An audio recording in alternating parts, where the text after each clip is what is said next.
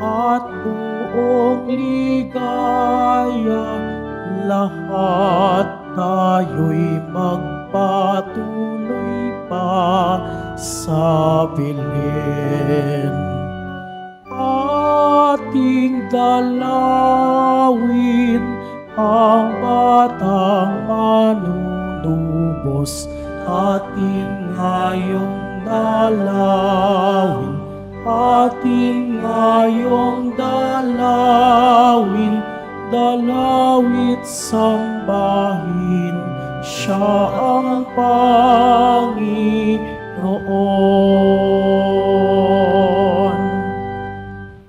Sa ngalan ng Ama at ng Anak at ng Espiritu Santo. Amen. Sumainyo ang Panginoon. At sumaiyo rin. Mga kapatid, tinipon tayo bilang kaanib ng angka ng Diyos. Kaya dumulog tayo sa maawaing Panginoon na nagpapatawad ng lubos. Sinugong tagapagpagaling sa mga nagsisisi, Panginoon, kaawaan mo kami. Panginoon, kaawaan mo kami. Dumating na tagapag-anyayang mga makasalanan ay magsisi, Kristo, kaawaan mo kami. Kristo, kaawaan mo kami. Nakaluklok ka sa kanan ng Diyos Ama para ipamagitan kami. Panginoon, kaawaan mo kami. Panginoon, kaawaan mo kami. Kaawaan tayo ng makapangyarihang Diyos, patawarin tayo sa ating mga kasalanan at patnubayan tayo sa buhay na walang hanggan. Amen. Manalangin tayo. Ama naming makapangyarihan, nagpakita bilang taong katulad namin ang iyong anak. Sa pamamagitan niyang naging aming kawangis, kami naway maging kanyang kaparis. Kasama mo at ng Espiritu Santo, magpasawalang hanggan. Amen. Magsiupo muna po ang lahat.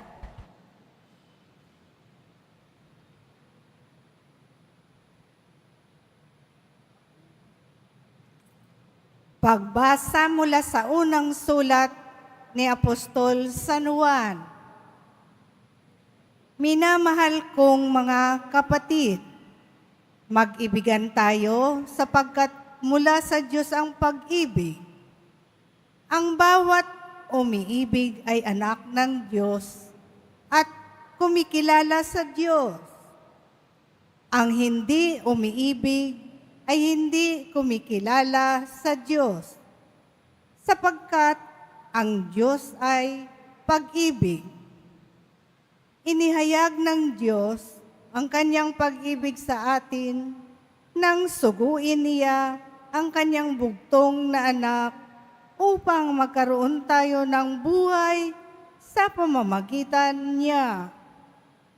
Ito ang pag-ibig, hindi sa inibig natin ang Diyos, kundi tayo ang inibig niya at sinugo ang kanyang anak upang maging handog sa ikapagpapatawad ng ating mga kasalanan.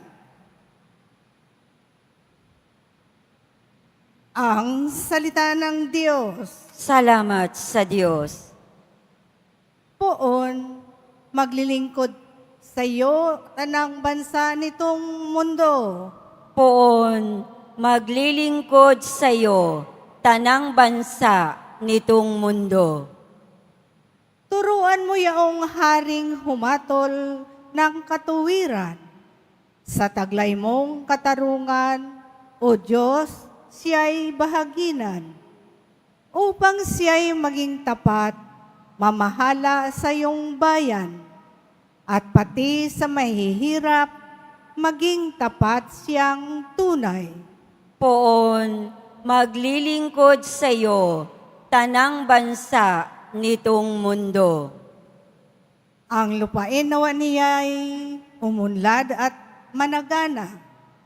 Maghari ang katarungan sa lupain nitong bansa. Maging tapat itong hari sa paghatol sa mahirap at ang mga taong walay pag-ukulan ng paglingap.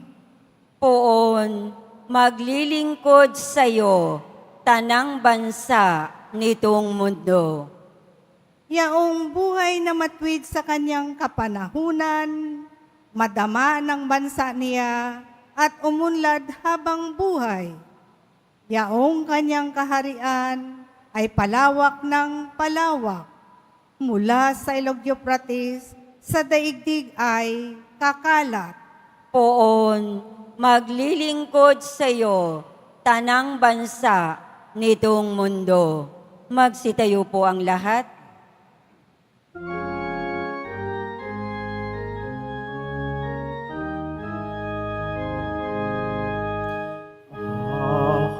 Hallelujah,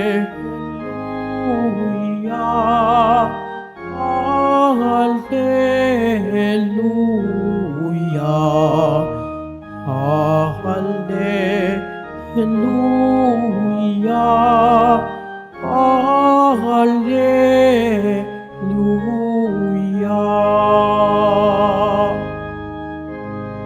Ikaw, Kristo, ay sinugo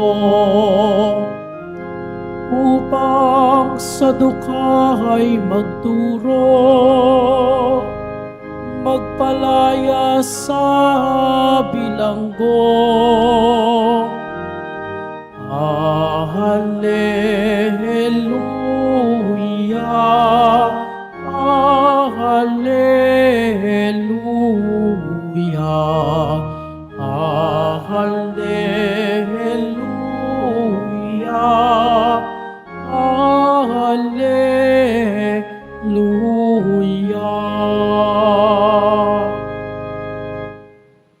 Sumainyo ang Panginoon. At sumaiyo rin. Ang mabuting balita ng Panginoon ayon kay San Marcos. Papuri sa iyo, Panginoon. Noong panahong iyon, nakita ni Jesus ang napakaraming tao. Nahabag siya sa kanila sapagkat para silang mga tupang walang pastol, at sila'y tinuruan niya ng maraming bagay. Nang dapit hapon na, lumapit sa kanya ang mga alagad at sinabi, "Ilang ang pok na ito at malapit nang lumubog ang araw.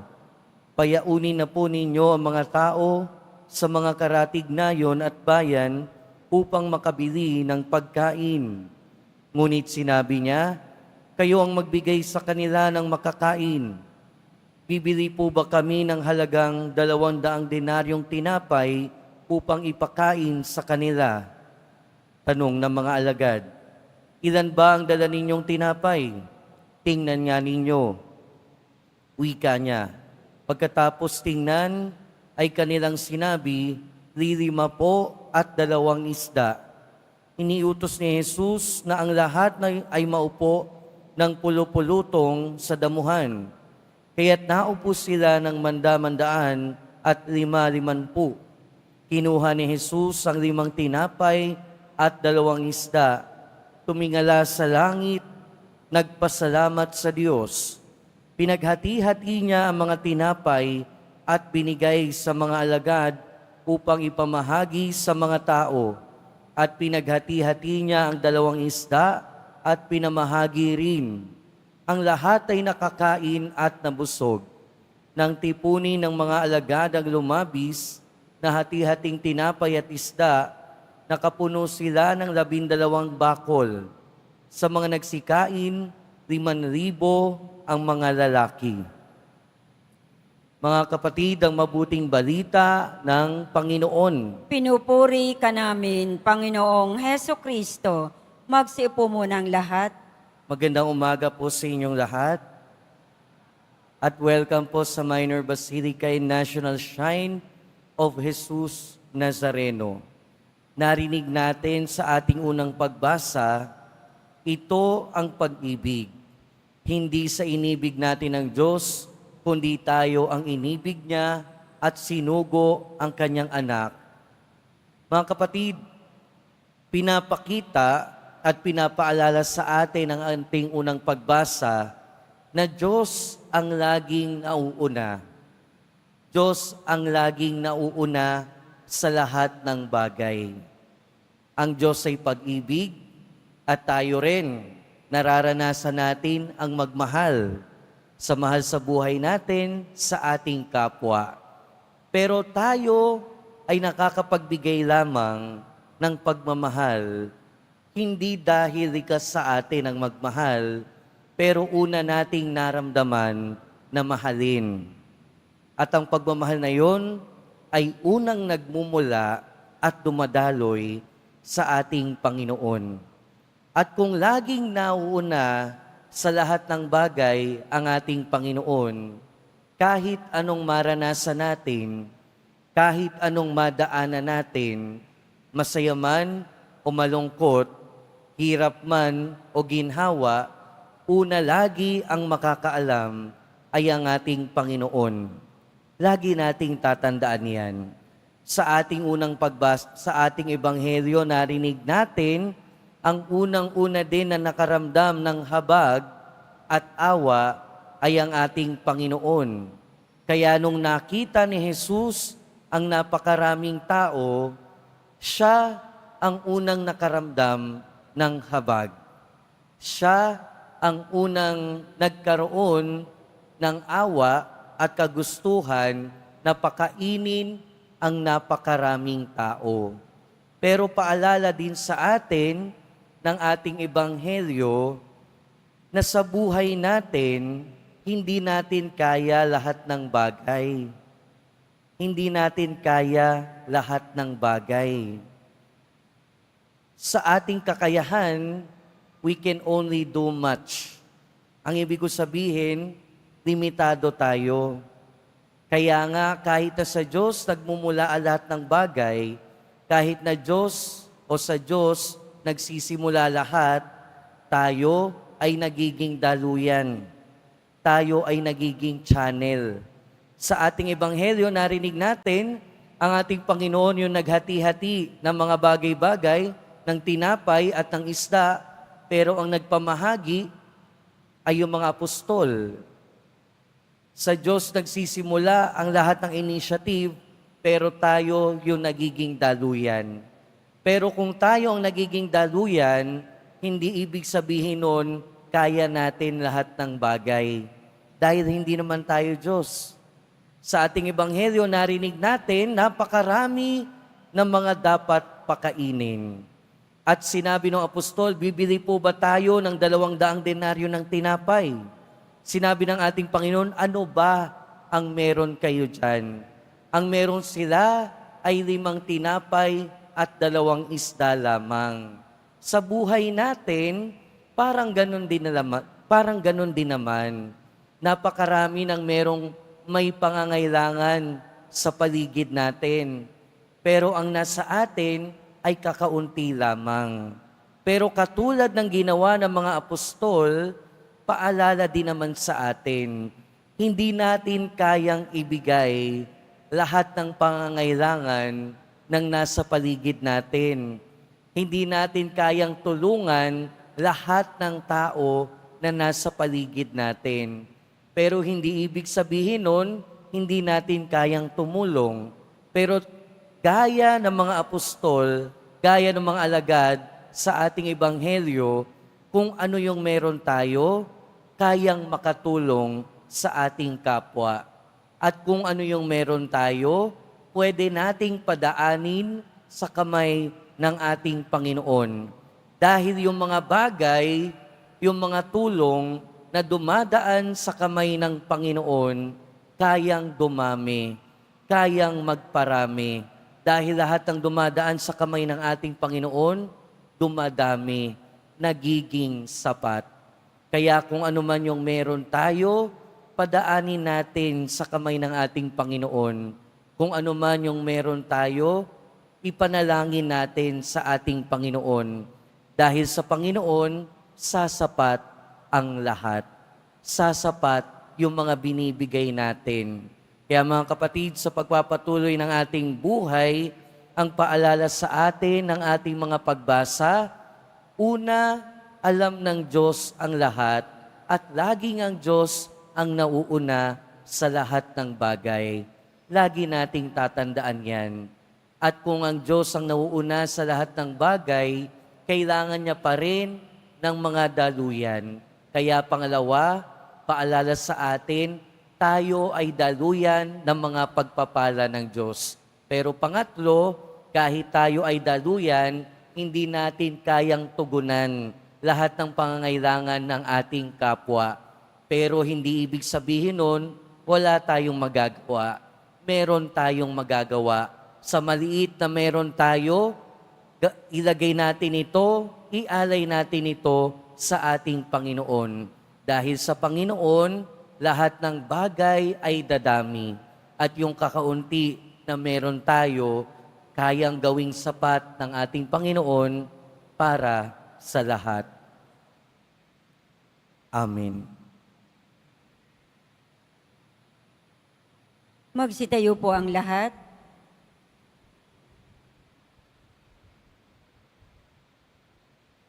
Mga minamahal kong kapatid, ang Diyos lamang ang makatutugon sa pagkagutom ng puso at kaluluwa.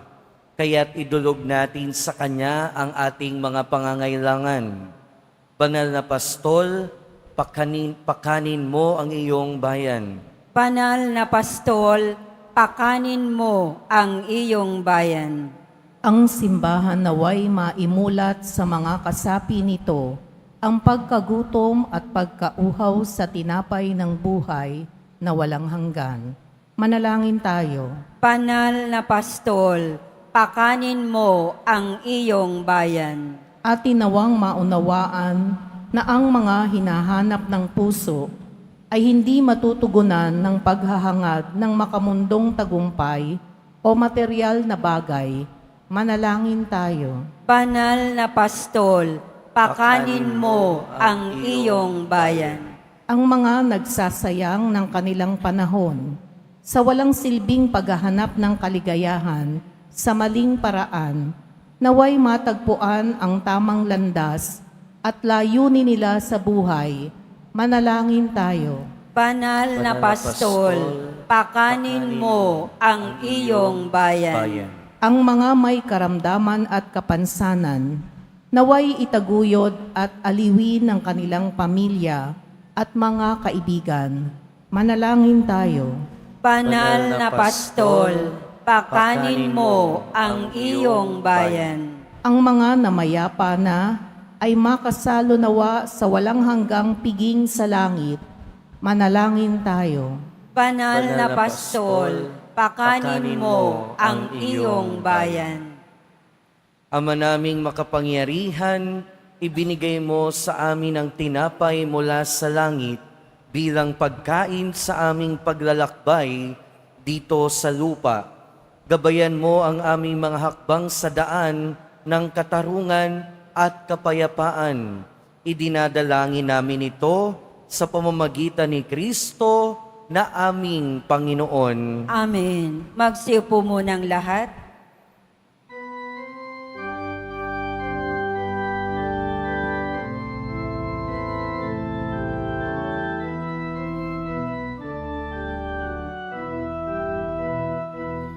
Ako ay isang batang pastol na patungo sa Belen.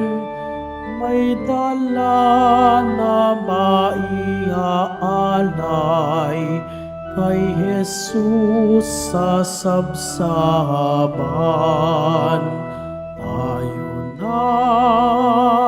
Tayo na, sa Belen tayo na sa Belen. At doon tayo sarap mag-awitan sa tabi ng sabsaban.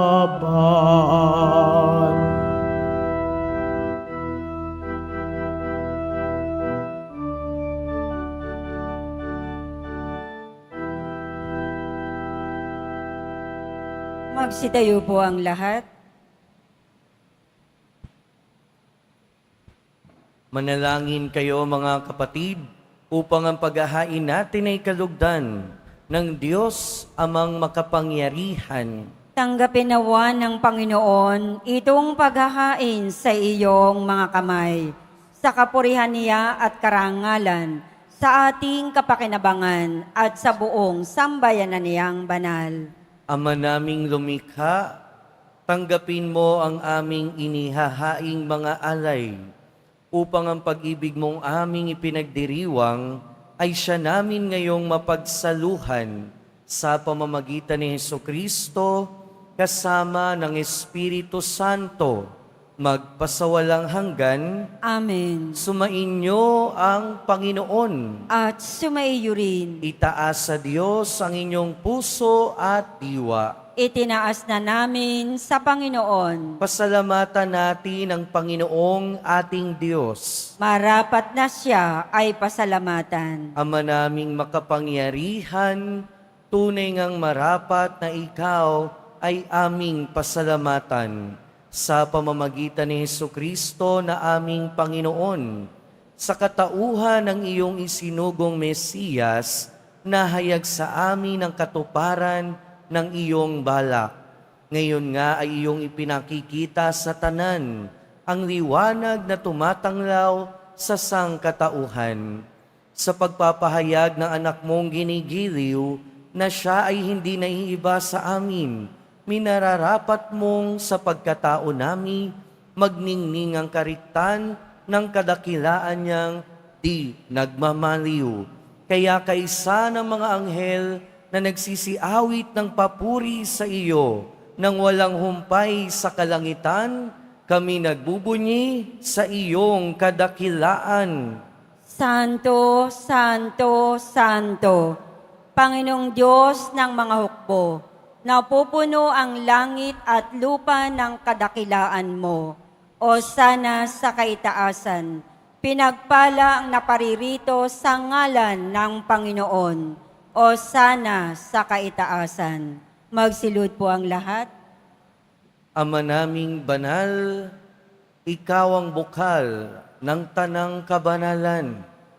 Kaya't sa pamamagitan ng iyong Espiritu, ay gawin mong banal ang kaloob na ito, upang para sa aming maging katawan at dugo ng aming Panginoong Hesukristo. Bago niya pinagtiis ang pusang loob na maging handog, hinawakan niya ang tinapay, pinasalamatan kanya, pinaghati-hati niya iyon, iniabot sa kanyang mga alagad at sinabi, "Tanggapin ninyong lahat ito at kanin. Ito ang aking katawan na ihahandog para sa inyo."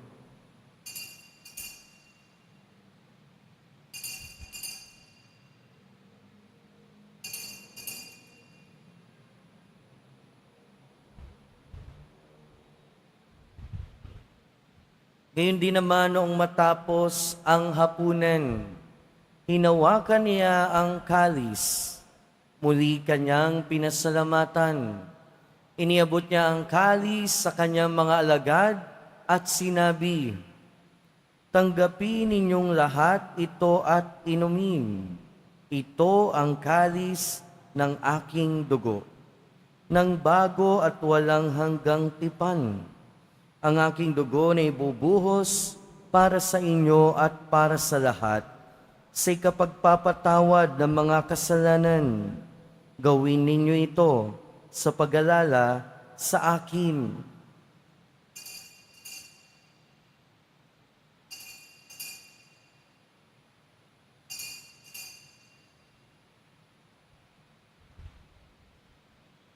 Magsitayo po ang lahat. Ipagbunyi natin ang misteryo ng pananampalataya. Si Kristo'y namatay, si Kristo'y nabuhay, si Kristo'y babalik sa wakas ng panahon. Ama, ginagawa namin ngayon ang pag-alala sa pagkamatay at muling pagkabuhay ng iyong anak. Kaya tiniaalay namin sa iyo ang tinapay na nagbibigay buhay at ang kalis na nagkakaloob ng kaligtasan. Kami ang nagpapasalamat dahil kami iyong minarapat na tumayo sa harap mo para maglingkod sa iyo. Isinasamo namin kaming magsasalo-salo sa katawan at dugo ni Kristo ay mabuklod sa pagkakaisa sa pamamagitan ng Espiritu Santo.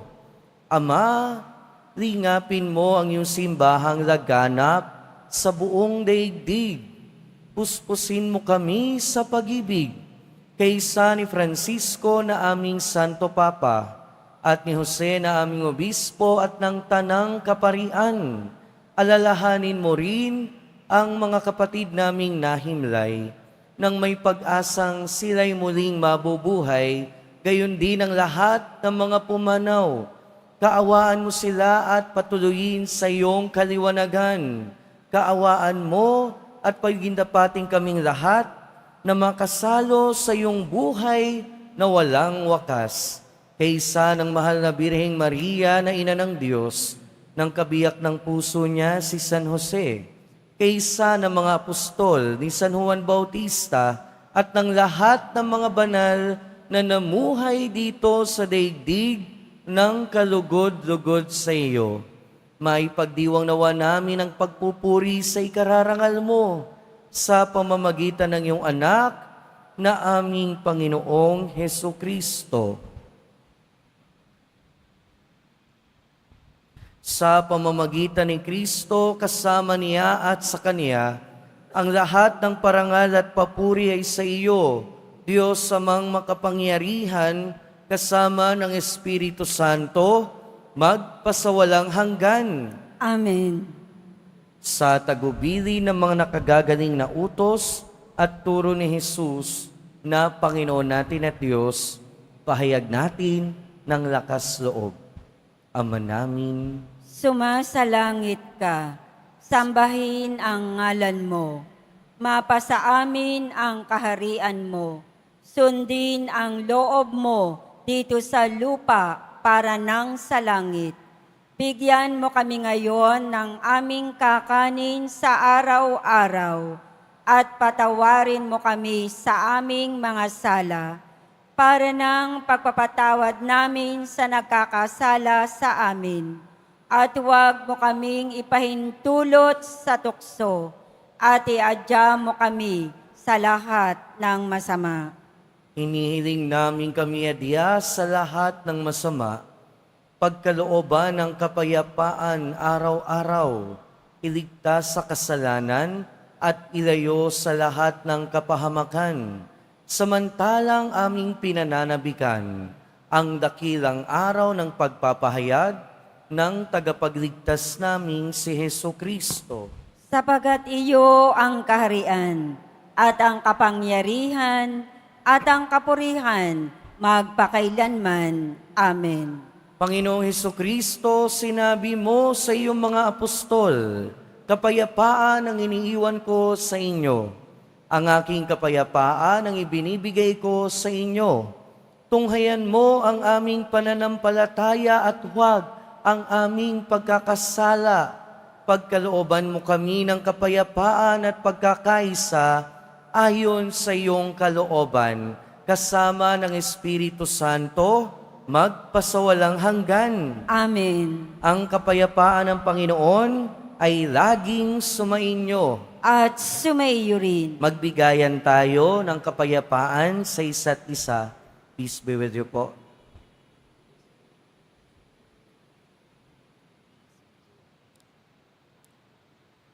Kordero ng Diyos na nag-aalis na mga kasalanan ng sanlibutan, maawa ka sa amin. Kordero ng Diyos na nag-aalis na mga kasalanan ng sanlibutan, maawa ka sa amin. Kordero ng Diyos na nag-aalis na mga kasalanan ng sanlibutan, ipagkaloob mo sa amin ang kapayapaan. Magsilud po ang lahat. Ito ang kordero ng Diyos. Ito ang nag-aalis ng kasalanan ng sanlibutan. Mapalad ang mga inaanyayahan sa kanyang piging. Panginoon, hindi ako karapat-dapat na magpatuloy sa iyo, ngunit sa isang salita mo lamang ay gagaling na ako.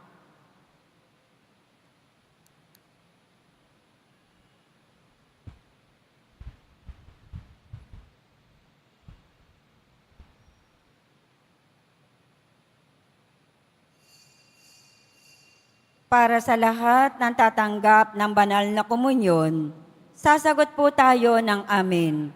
Pagkasabi ng pari o ng lay minister ng katawan ni Kristo at isubo agad sa bibig bago umalis sa harapan ng pari o lay minister. Sumunod po tayo.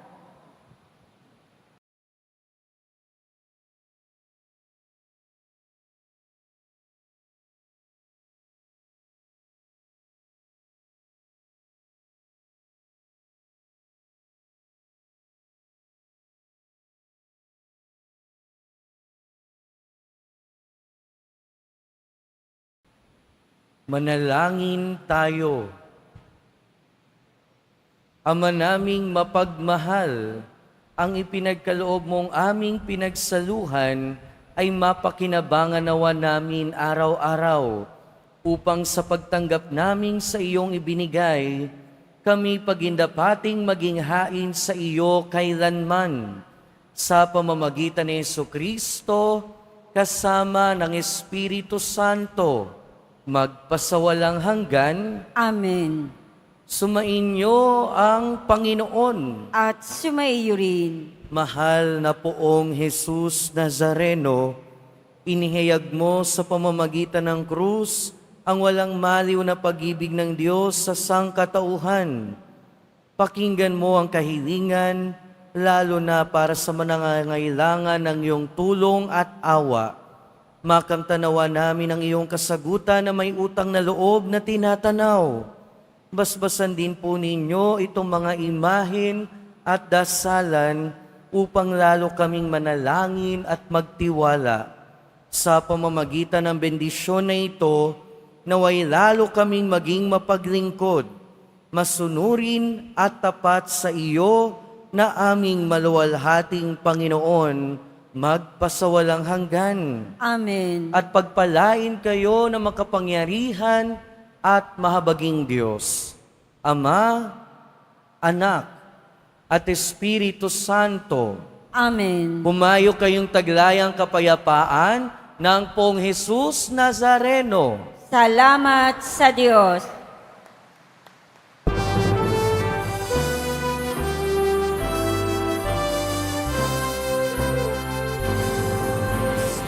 Padre Jesus Nazareno, sinasamba ka namin.